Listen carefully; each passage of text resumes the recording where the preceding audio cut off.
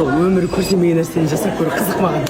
Мен көптен күткен жобаға Алматыға асығып келдім. Жаңа жоба, жаңа белес, жүрекке жақын шығармашылық, қайсарлық, батырлық, батылдық тоғысқан ерекше орта.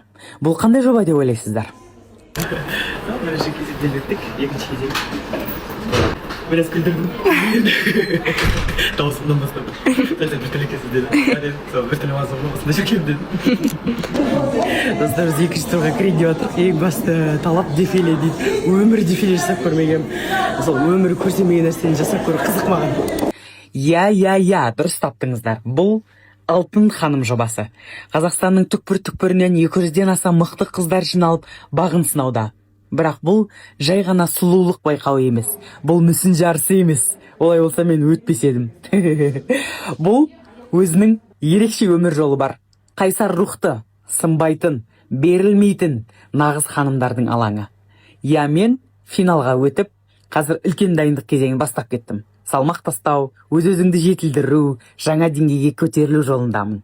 Ал енді осы мықтылар додасында маған сәттілік тілеп қойыңыздар. Сіздердің сенімдеріңізді ақтауға бар күшімді салатын боламын.